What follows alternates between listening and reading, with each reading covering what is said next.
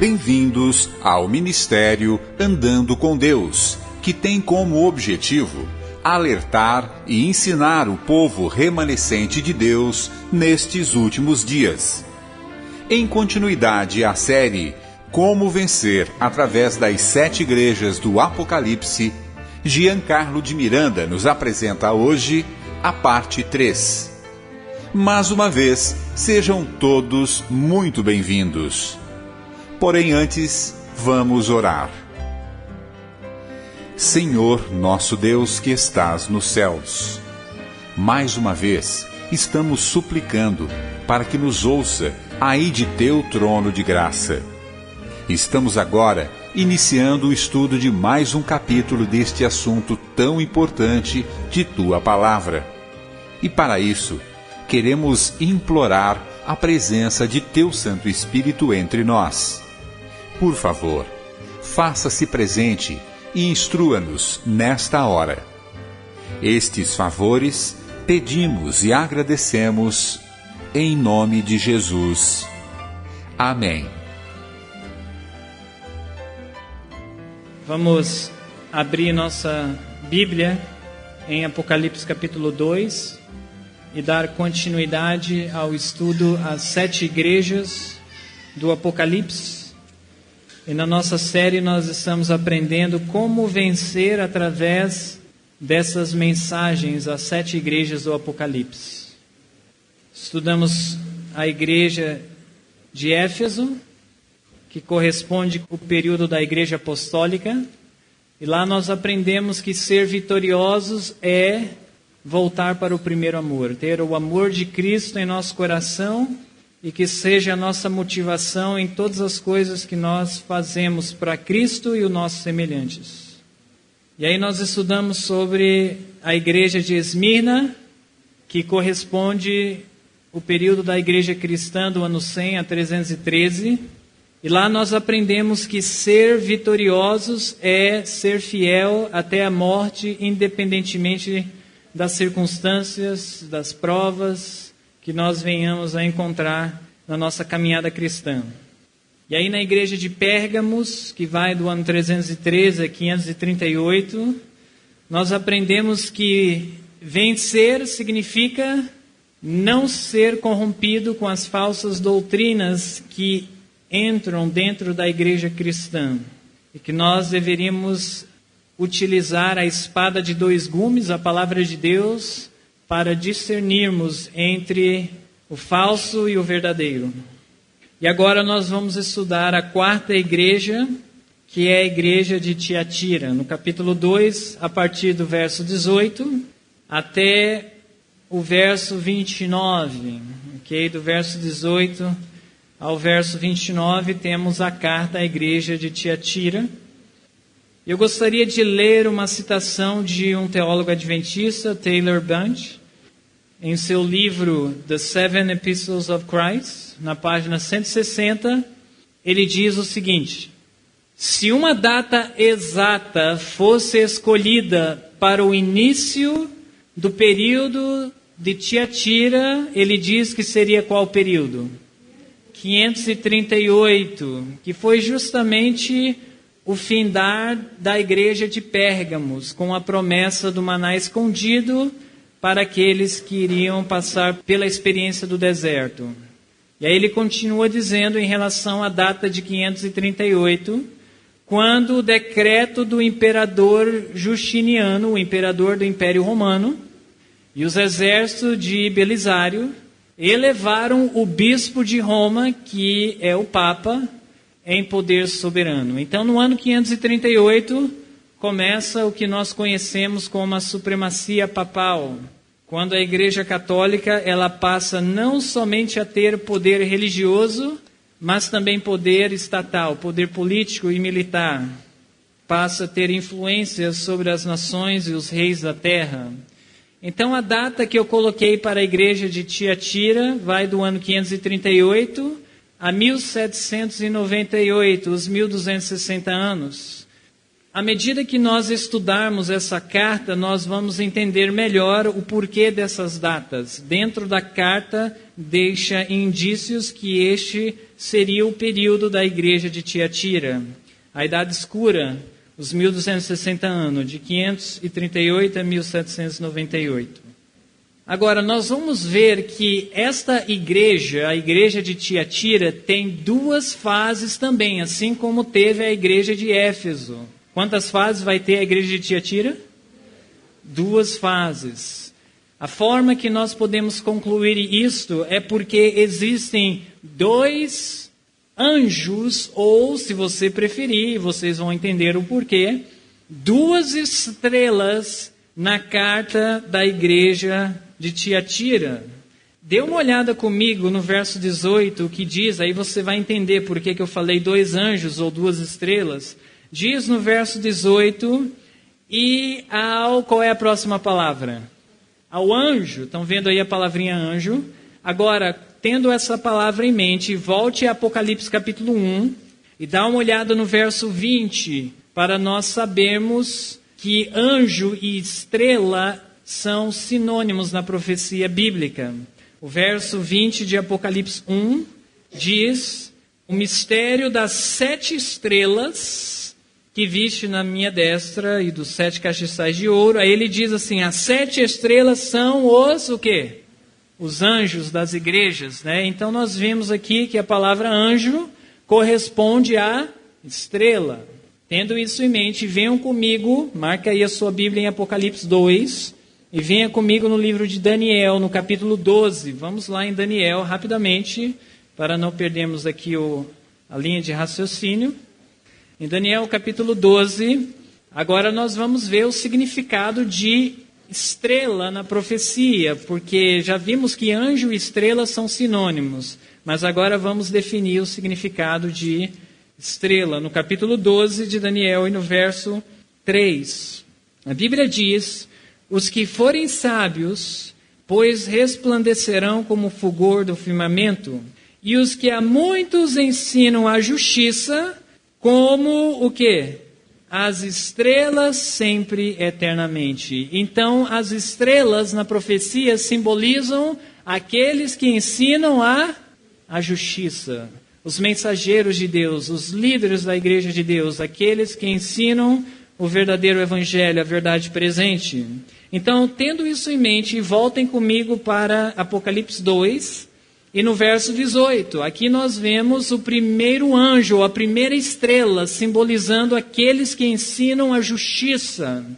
Os líderes da igreja durante aquele período. No verso 18 foi a primeira estrela. Agora veja comigo o verso 28, que você vai ver a segunda estrela. E dar-lhe-ei a estrela da manhã, uma promessa que Cristo faz à igreja de Tiatira, mandar uma segunda estrela, dando a entender que teria a primeira estrela e a segunda estrela. Nós vamos depois ver na inspiração qual é o sentido dessa primeira estrela e dessa segunda estrela que seria enviado durante o período de Tiatira. Uma outra forma que nós podemos entender que o período de Tiatira tem duas fases é no verso 19. Dá uma olhada o que diz no verso 19. E tentem notar alguma palavra que se repete neste versículo. Diz assim: eu conheço as tuas obras, e o teu amor, e o teu serviço, e a tua fé, e a tua paciência, e que as tuas últimas obras são mais do que as primeiras. Qual foi a palavrinha que repetiu? Palavra obra. E ainda diz que as últimas obras eram mais do que as primeiras, significando que haviam as primeiras obras, mas havia também as segundas obras. Tinha a primeira estrela e a segunda estrela, a primeira obra e a segunda obra. As duas fases que está dentro desse período da igreja de Tiatira. Eu vou ler uma citação do Grande Conflito que vai mostrar essas duas fases da igreja de Tiatira. Está na página 79 e a página 80 do Grande Conflito. Diz assim: com exceção do que se passava entre quem? Os valdenses. Nós vamos ver que os valdenses correspondem a uma das estrelas que ensinavam a justiça. Com exceção do que se passava entre os valdenses, a palavra de Deus estivera durante séculos encerrada em línguas apenas conhecidas pelos eruditos. Chegara, porém, o tempo para que as escrituras fossem traduzidas e entregues ao povo dos vários países em sua língua materna. Então, já identificamos na passagem a primeira estrela, as primeiras obras que corresponde a dos valdenses. Continuando. Passara para o mundo a meia-noite. As horas de trevas estavam a esvair-se. Em muitas terras apareciam indícios da aurora a despontar. No século XIV surgiu na Inglaterra um homem que devia ser considerado a estrela da manhã, a segunda estrela, correspondente às segundas obras durante aquele período, né? A estrela da manhã da Reforma. Quem era esse que deu início à Reforma Protestante? João Wycliffe. Foi o arauto da Reforma, não somente para a Inglaterra, mas para toda a cristandade. Continuando, o grande protesto contra Roma que lhe foi dado proferir jamais deveria silenciar. Aquele protesto abriu a luta de que deveria resultar a emancipação de indivíduos, igrejas e nações. O grande conflito 79 e 80. Aí estão as duas fases da igreja de Tiatira. A primeira, os valdenses, estes são os primeiros mensageiros. E a segunda, começando com João Wycliffe, a Reforma Protestante e depois os demais protestantes. Veja só agora no verso 18 novamente, onde diz o nome da igreja, que é Tiatira, que significa odor de aflição. Isso corresponde ao que os crentes sofreriam durante esse período, que era intensa perseguição e intolerância religiosa, o martírio. Por isso o nome Tiatira, odor de aflição. E aí no verso 18 continua dizendo: e ao anjo da igreja de Tiatira escreve, isto diz, como é que Jesus se apresenta a essa igreja? O Filho de Deus. Por que será que Jesus, ao apresentar-se à igreja de Tiatira, ele escolhe apresentar-se como o Filho de Deus? O que estava se passando naquela época que foi necessário Jesus dizer, eu sou o Filho de Deus? Ok? Existia alguém naquela época que clamava ser o Filho de Deus na terra? Sim ou não? O Papa. E aí Jesus se apresenta para a igreja durante esse período, assim diz quem? O Filho de Deus, em outras palavras, eu sou o Filho de Deus e não o Papa. Continuando, e é claro que Filho de Deus está enfatizando a divindade de Cristo. Se ele tivesse se apresentado como Filho do homem, estaria enfatizando a humanidade de Cristo. Ele continua a apresentar-se que tem seus olhos como a chama de fogo e os pés semelhantes ao latão reluzente, ok? Então nós vemos aqui que os olhos de Jesus é como a chama de fogo. Eu não tenho tempo suficiente para ver com os irmãos, mas olhos na Bíblia tem a ver com juízo investigativo. Lembra daquela parábola das bodas que o rei convidou os convidados? E aí o rei entrou na sala para ver os convidados, e aí ele achou um que não estava trajado com as vestes de Cristo. Em outras palavras, ele utilizou a sua visão, os seus olhos, para julgar aquele que estava em conformidade com a justiça de Cristo. Então, Cristo está apresentando-se como aquele que tem o poder de julgar, olhos de fogo. Fogo na Bíblia é símbolo de juízo. Cristo não só tem o poder de julgar, mas ele tem o poder de exercer o juízo, de punir o ímpio. E nessa altura, o Papa clamava ter o poder de julgar quem seria salvo e quem se perderia. Se julgava ter o poder do inferno. E Cristo está dizendo, essas prerrogativas são minhas e não pertencem ao Papa. ele também diz no final do verso 18 que seus pés são semelhantes ao latão reluzente. Algumas versões dizem que os pés de Jesus são semelhantes ao bronze, ao invés de dizer latão reluzente, ok? A mesma descrição dada em Apocalipse capítulo 1 ao falar dos pés de Jesus. O que significa pés de bronze ou de latão reluzente? Muito simples. Sem muita demora, só dando a resposta rapidamente para que nós possamos realmente entrar na carta da igreja de Tiatira. O bronze e outros metais eram utilizados no santuário terrestre. Se lembram do santuário terrestre? O pátio, os móveis do pátio eram feitos de quê? Quem se lembra? Ok, de madeira e de bronze, né? Revestidos de bronze. Mas no lugar santo e no lugar santíssimo, qual era o metal utilizado? Era o ouro, ok? Então o bronze está relacionado com o ministério terrestre de Cristo. E o ouro está relacionado ao ministério sacerdotal de Cristo no santuário celestial. E o altar também era feito de bronze, onde Cristo foi sacrificado, o Cordeiro de Deus. Não é à toa que quando Moisés fez a serpente no deserto, aquela serpente era feita de quê? De bronze. Portanto, o bronze é um símbolo do ministério terrestre de Cristo e de sua morte na cruz do Calvário. Quando ele diz que seus pés são de bronze ou latão reluzente, refinado no fogo, como diz em Apocalipse 1, ele está dizendo: fui eu que vim para a terra para ser sacrificado na cruz do Calvário, e não o Papa. Ele está vindicando que ele é divino, que ele tem o poder de julgar, que ele tem o poder de condenar, e foi ele que morreu pelos seres humanos. Amém?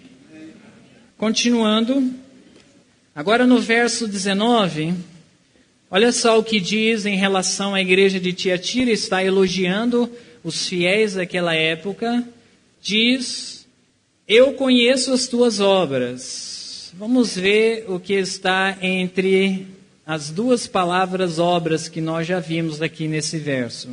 Teu amor, o teu serviço, e a tua fé e a tua paciência. Essa igreja tem tudo para ser uma igreja rica. Ela tem amor, ela tem fé, ela tem serviço, ela tem paciência.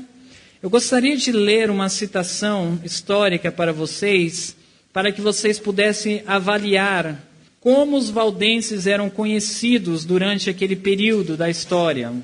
Diz assim: o Nobla Leicon, que seria um manuscrito de origem dos valdenses, alguns datam no século XII, tem a seguinte passagem: se há um homem honesto que deseja amar a Deus e reverenciar Jesus Cristo, que não faça calúnia, nem jure, nem minta, nem comete adultério, nem mata, nem rouba, nem se vinga de seus inimigos, eles, num instante, dizem: ele é um valdes e digno de morte.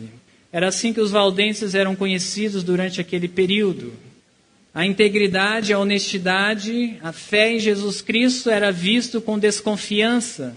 E quem manifestava essas características, diziam eles, eram dignos de morte. Por isso que Cristo recomenda a igreja, no verso 19, pelo seu serviço, a sua paciência e o seu amor e a sua fé. Ainda ao falar das obras dos valdenses, as primeiras obras, diz assim um historiador, espero que os irmãos gostem de história, vocês sabem que os pioneiros da igreja adventista andavam de um lado com a Bíblia e de outro lado com um livro de história. Vocês sabiam disso? Hoje nós temos tudo em nossas mãos, mas os pioneiros da igreja realmente tiveram que cavar todas essas verdades para nós hoje. Vamos lá. Lendo um pouquinho de história, ao falar das obras dos valdenses, diz: parte do seu tempo foi ocupado em transcrever as Sagradas Escrituras. Logicamente, manualmente eles faziam isso, ou parte delas, principalmente do Novo Testamento, para distribuir quando saíam como missionários. Manter a verdade em suas próprias montanhas não era o único objetivo desse povo. Em outras palavras, não era o objetivo dos valdenses reter a verdade para eles mesmos, mas era o seu objetivo proclamar a verdade para aqueles que estavam nas cidades. Continuando, eles eram evangelistas, assim como uma igreja evangélica. Continuando, era uma velha lei entre eles que todos os que fossem ordenados, veja só, existe alguém aqui ordenado na igreja adventista? Algum diácono aqui? Algum ancião aqui? Ok, tem alguns aqui. Veja só, vamos ver se realmente alguém vai almejar ser ordenado na igreja adventista o dia que chegar a perseguição, como foi para os valdenses. Olha só. Era uma velha lei entre eles que todos os que fossem ordenados em sua igreja deviam, antes de ser elegível para um cargo da sua igreja, servir quanto tempo? 3 anos no campo missionário. Você quer ser ancião na igreja?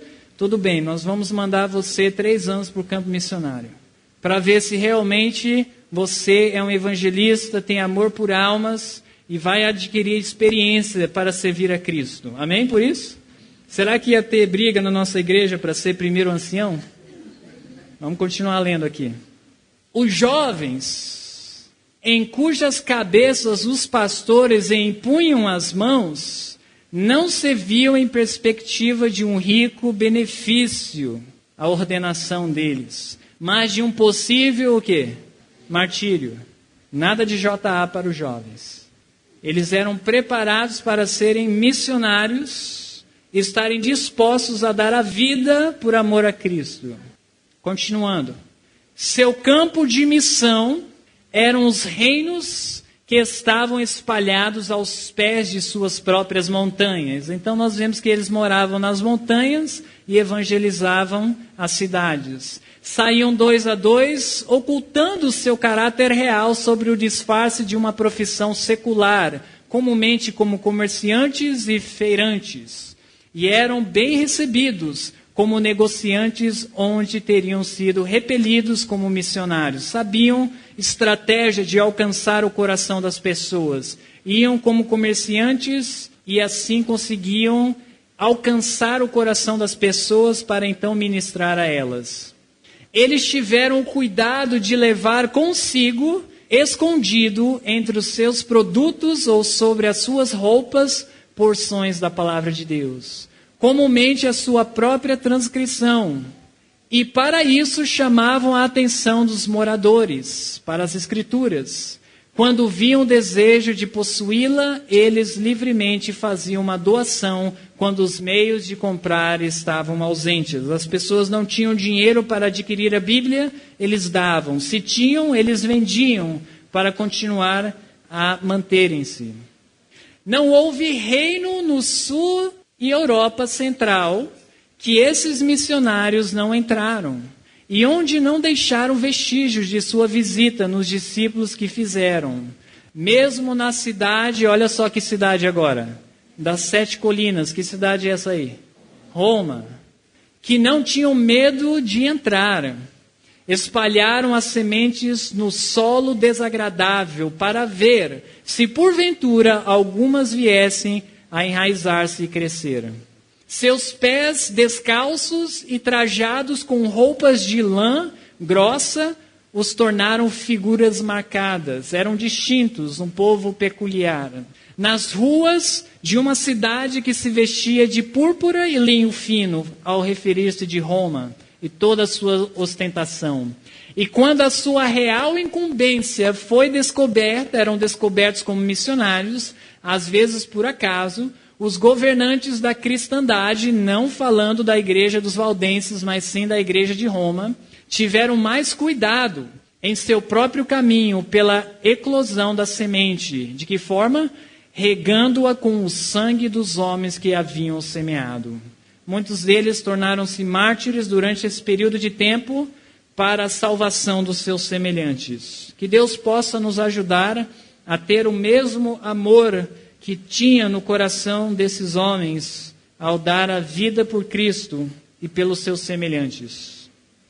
Agora vamos falar aí no verso 19, quando diz as tuas últimas obras são mais do que as primeiras, que seria a segunda fase da igreja de Tiatira, durante a Reforma Protestante, começando com João Wycliffe, eu gostaria de ler algumas citações que falam dessas obras que foram maiores do que as obras dos valdenses. E de forma alguma Deus está menosprezando as obras dos valdenses, mas Ele está realmente testificando que a obra da Reforma Protestante foi maior que as obras dos valdenses.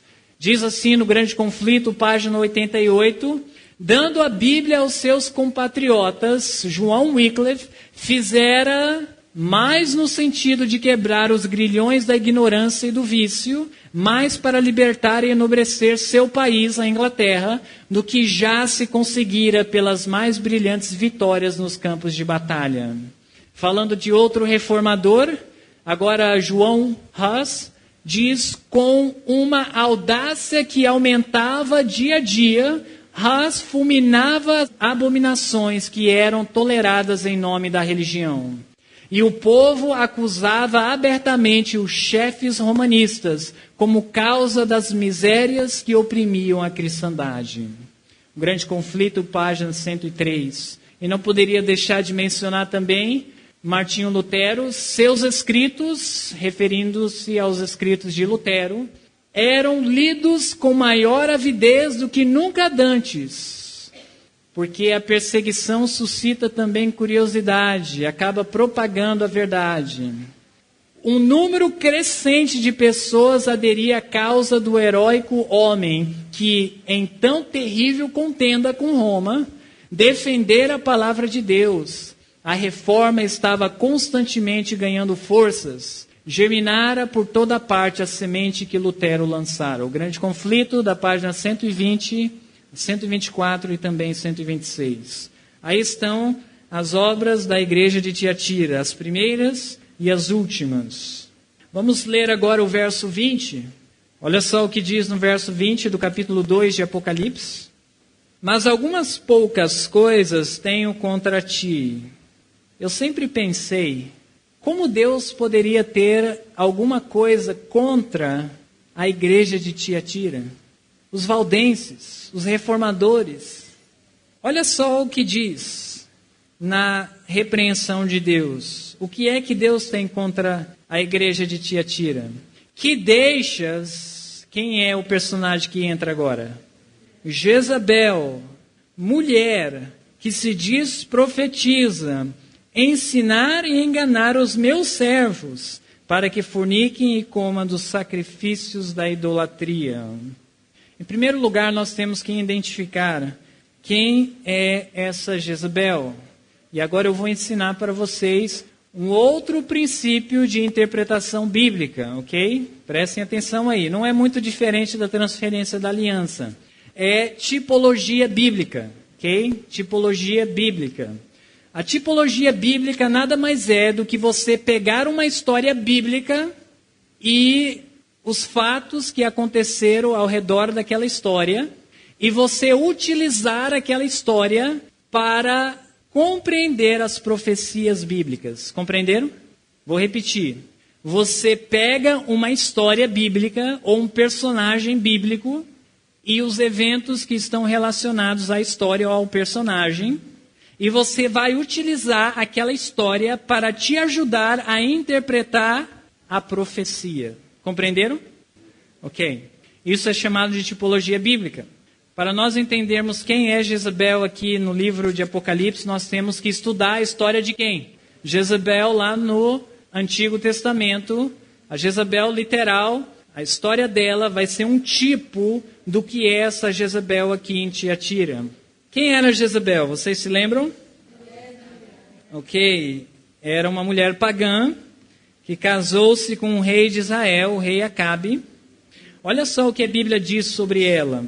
Dá uma olhada em 2 Reis, capítulo 9. Vamos lá juntamente comigo. Em 2 Reis, deixa aí marcado em Apocalipse. 2 Reis, capítulo 9, no verso 22, diz assim, ao referir-se de Jezabel: E sucedeu que, vendo Jorão a Jeú, disse: a paz, Jeú. E disse ele, que paz, enquanto as prostituições da tua mãe Jezabel e as suas feitiçarias são tantas. Então a Bíblia declara que Jezabel era considerada uma meretriz e uma feiticeira. Isso, a história literal de Jezabel diz isso, né?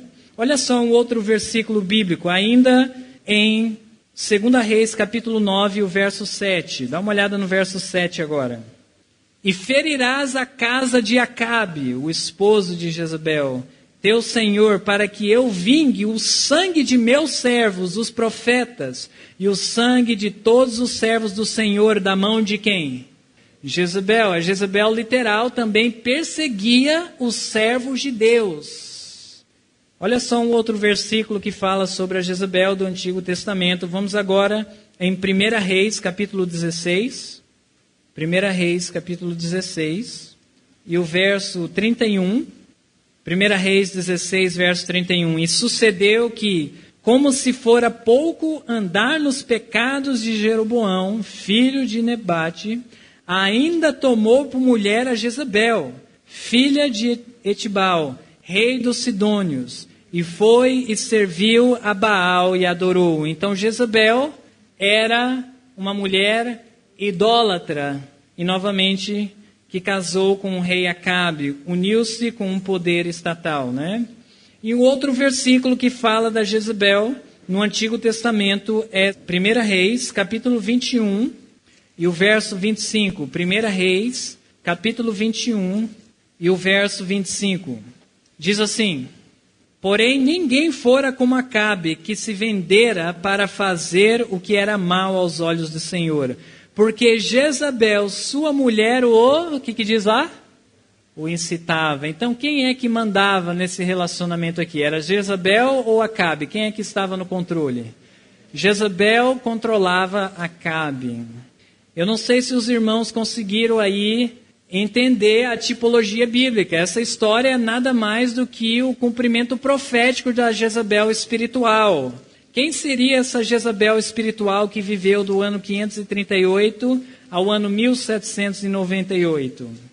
Nada mais é do que Roma papal, falando da supremacia papal. Se nós fôssemos ver na Bíblia, a Igreja Católica é representada na profecia como uma mulher, porque mulher na profecia é símbolo de igreja.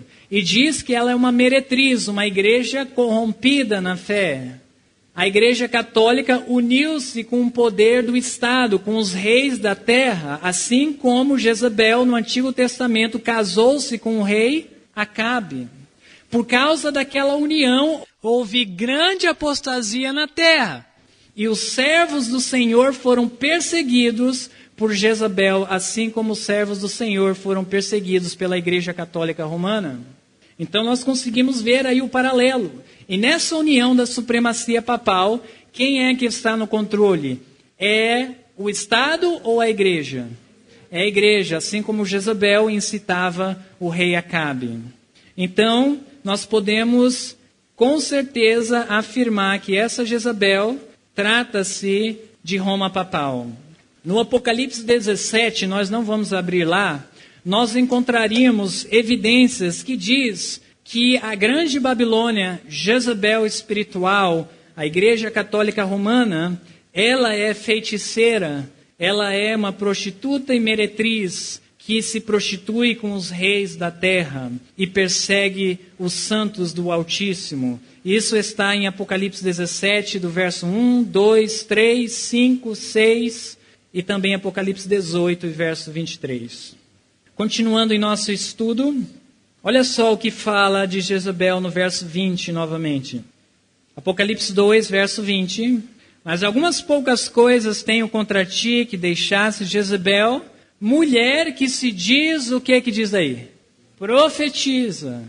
O que é, ou qual é o papel de um profeta ou de uma profetisa? Ok, ser a voz de Deus na terra. Então, quando diz que a Igreja Católica Romana se diz ser profetisa, ela se diz ser a voz de Deus na terra. E nós sabemos que isso é uma verdade em relação ao que a Igreja Católica pretendeu durante a Idade Escura.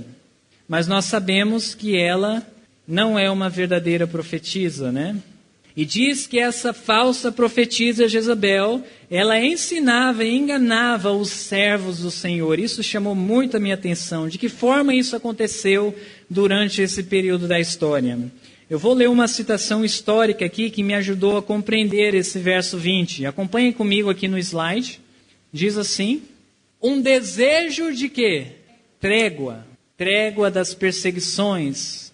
Fez muitos dos valdenses voltarem externamente, não internamente, não em seu coração, à igreja romana. Isso foi uma surpresa para mim. Eu sempre li muitas coisas boas sobre os valdenses, mas um dia, depois eu vou dar a referência, em um livro histórico eu encontrei essa passagem que mostra que muitos dos valdenses acabaram transigindo na fé por causa das perseguições que eles sofriam.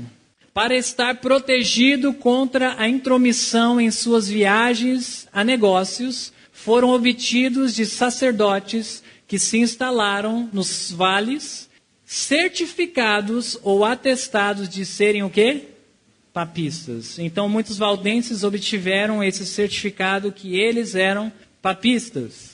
Para obter essa credencial de ser papista, era necessário frequentar a capela romana nos vales, se confessar para os padres, ir à missa e ter seus filhos o quê?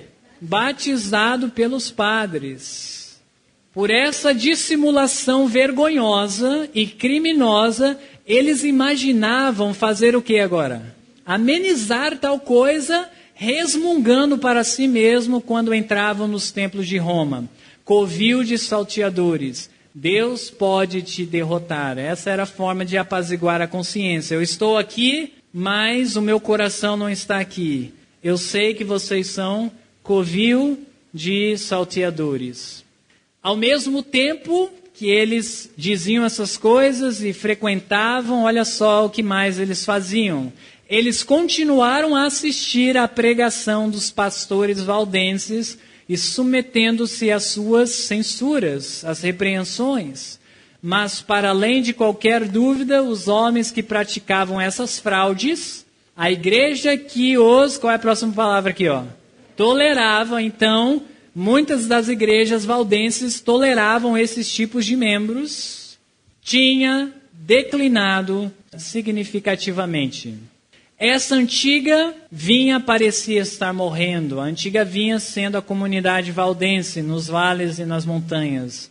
Aos poucos desaparecia a partir daquelas montanhas que tinha desde muito tempo coberto com a sombra de seus galhos.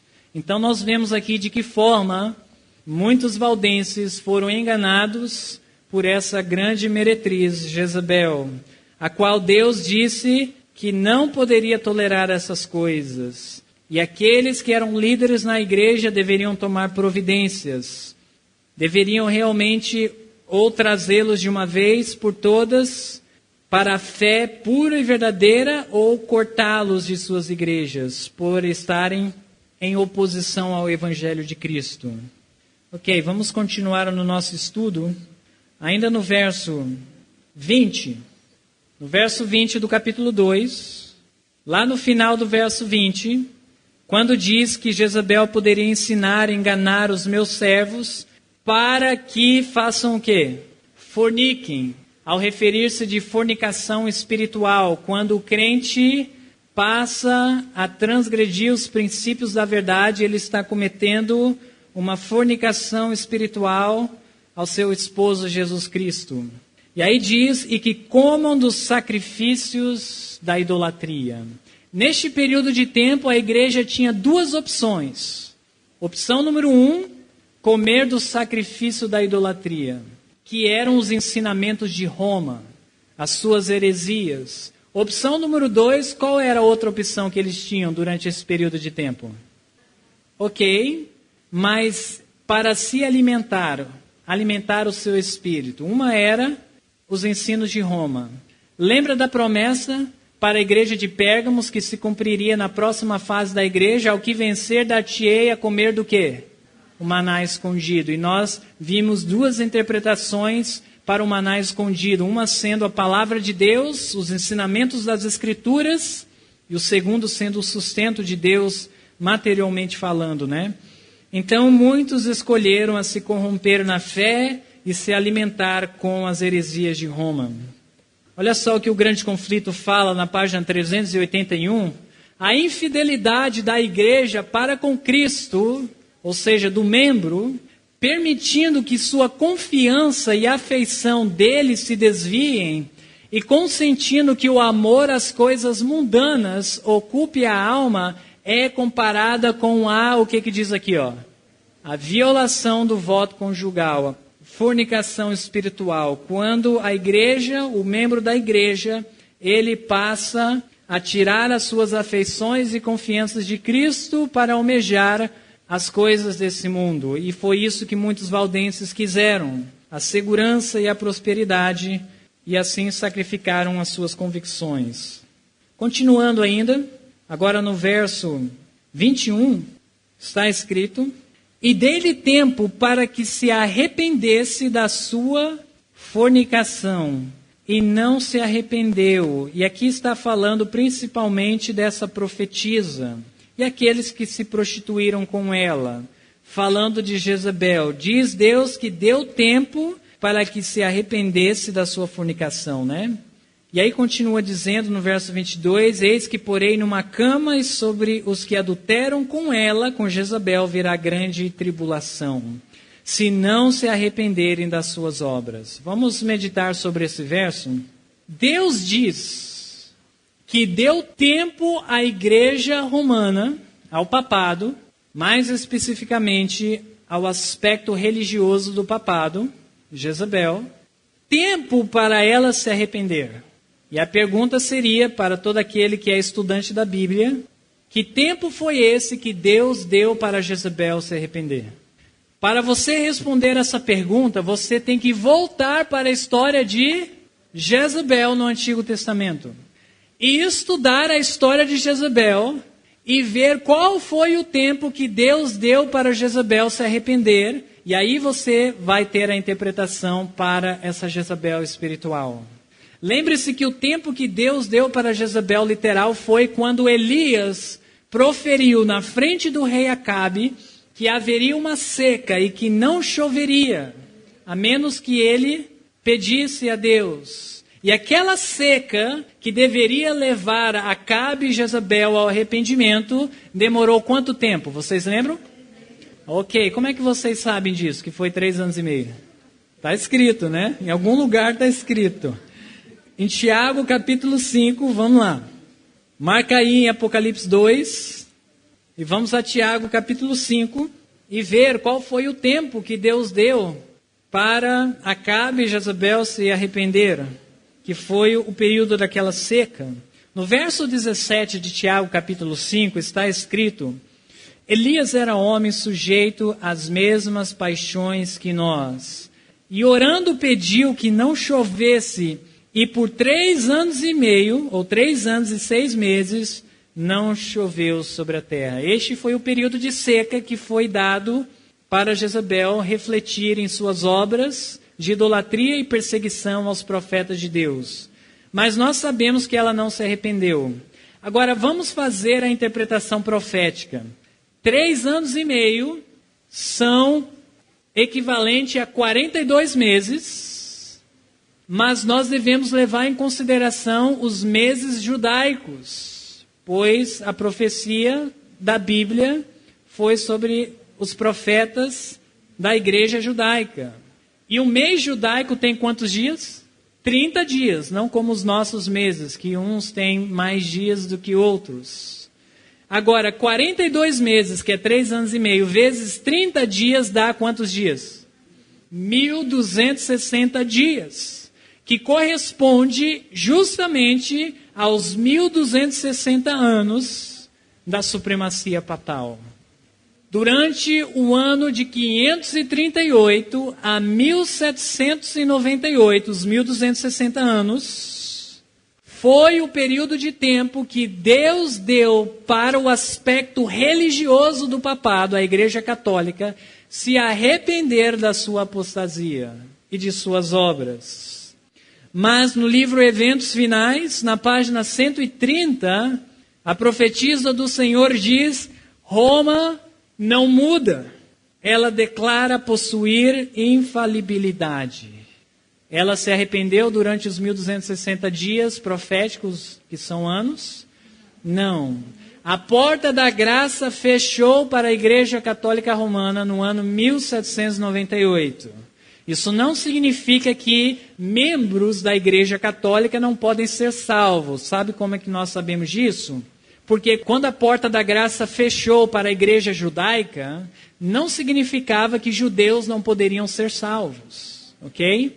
Mas eles foram completamente rejeitados do favor de Deus.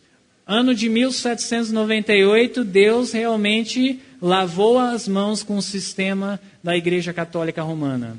Ela não muda, ela está obstinada, e a única razão que a Igreja Católica Romana não persegue os guardadores dos mandamentos é porque ela ainda não possui o poder e a autoridade para fazer isso. Mas a profecia revela que ela um dia voltará a fazer o que fez na Idade Escura. Aí Deus pronuncia juízo sobre ela no verso 21. Dá uma olhada aí no verso 21, na verdade no 22. Eis que porei aonde que Jezabel vai parar aí? Numa cama, na tradução que eu tenho, que por sinal neste caso é mais próximo do original. E sobre os que adulteram com ela virá grande tribulação e se não se arrependerem das suas obras. O que significa isso? Deus vai colocar Jezabel sobre uma cama. Logicamente é uma linguagem figurativa, simbólica. Qual é o sentido disso? Dê uma olhada comigo no livro de Jó, marcando aí em Apocalipse 2. E venham comigo no livro de Jó. No capítulo 33, primeiramente, depois nós vamos ver um outro capítulo nesse mesmo livro, mas em Jó capítulo 33, e no verso 19, nós vamos ver o significado deste símbolo, cama, nas Escrituras. Diz a palavra de Deus, também na sua cama é castigado com dores. Então nós vimos aqui que cama está relacionado a castigo. Continuando, e com incessante contenda nos seus olhos, nos seus ossos, perdão. Olha só Jó 17, o verso 13. Vai comigo em Jó 17, e o verso 13 também vai nos dizer o significado de cama na profecia. Jó 17, verso 13 diz, se eu esperar na sepultura, será a minha casa. E aí, em poesia hebraica, que repete os pensamentos para rimar com o pensamento anterior, nas trevas, que é a sepultura, estenderei a minha cama. Então, nós vemos aqui que cama nas Escrituras está relacionado à sepultura. Ou seja, a Igreja Católica Romana seria eventualmente, sofreria o juízo de Deus. Sofreria a penalidade. Nós vemos isso, o juízo de Deus sobre a Igreja Católica Romana, começando no ano 1798, com a ferida mortal. Mas continuará também durante as 7 pragas, porque nós vemos que principalmente a 5ª e a 6ª e a 7ª praga, que está em Apocalipse 16, ela cai sobre esse grande falso sistema religioso, sobre a grande Babilônia. E ela continuará a sofrer o juízo de Deus na segunda vinda de Cristo, ela será consumida e, por fim, ela será destruída totalmente depois do milênio no juízo executivo. Deus, ao dizer que vai colocar Jezabel numa cama, está dizendo, eventualmente, eu vou executar juízo sobre esse grande falso sistema religioso. Isso deveria ser uma tremenda promessa para os servos de Deus, porque esse período aí de 1260 anos é o período bíblico mais referido nas Escrituras. Dá a entender, quando eu estudo Daniel e Apocalipse, que Deus tem uma certa preocupação com esse período de tempo. Que foi o período onde a apostasia na igreja cristã teve seu auge. E os seus servos sofreram, não por 10 anos, não por 15, 100 anos, mas por mais de 1000 anos. Foram tidos como hereges e sofreram martírio. Alguns historiadores dizem que 50 milhões de crentes na Bíblia morreram nas fogueiras, na guilhotina, com os animais executados pela Igreja Católica Romana. Outros historiadores chegam a dizer que até 100 milhões de crentes foram mortos pela intolerância papal. Mas Deus vai exercer juízo sobre ela. Vamos continuar no nosso estudo. Agora, no verso 24, dê uma olhada aí no verso 24.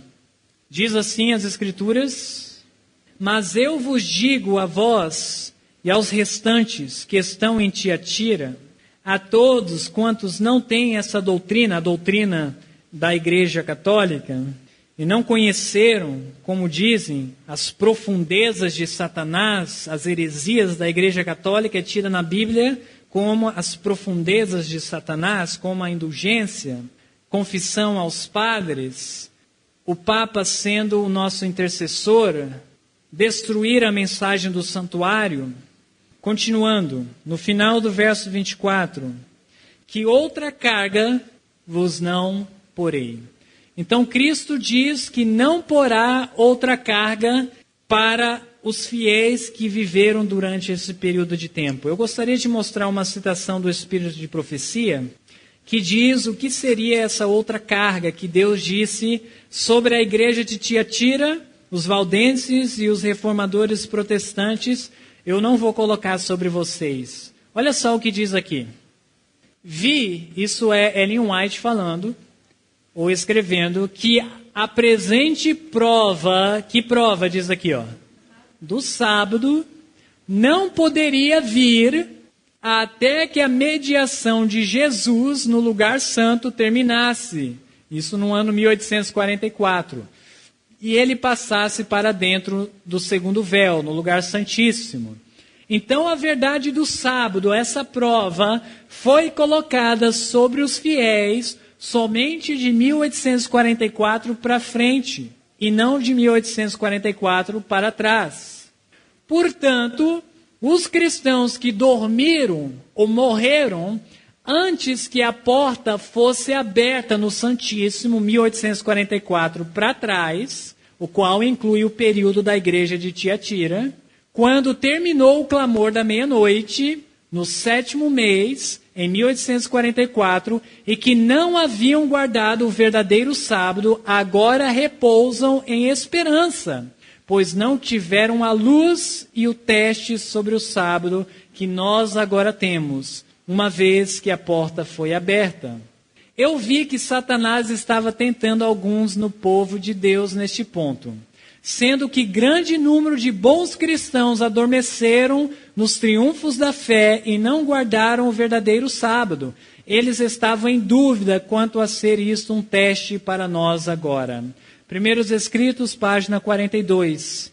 Em outras palavras, uns estavam argumentando dessa forma. Os reformadores protestantes e muitos outros cristãos verdadeiros não guardaram o sábado. Por que nós agora temos que guardar? E Deus diz, porque eles não receberam a luz sobre o sábado. Os reformadores protestantes não receberam a luz sobre o sábado.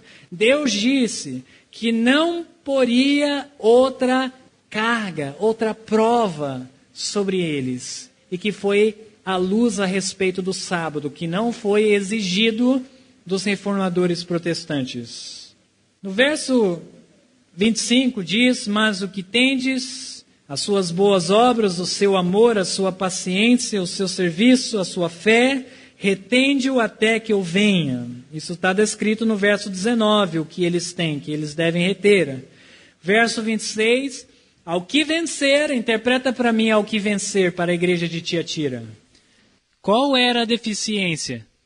Para você entender o que significa o que vencer, você tem que entender qual era o desafio ou deficiência. Qual era a deficiência? Ok, tolerar Jezabel, ensinar e enganar os meus servos a se prostituírem espiritualmente e a praticarem idolatria. Eles deveriam vencer essa condição. Se nós fôssemos ler os livros de história, como o livro A História dos Valdenses, está disponível em português, se você colocar na internet você vai achar. Você vai ver que os valdenses, pela graça de Deus, venceram essa condição espiritual que eles passaram por um período que foi ruim. Eles ouviram falar das reformas protestantes nos vales e nas montanhas.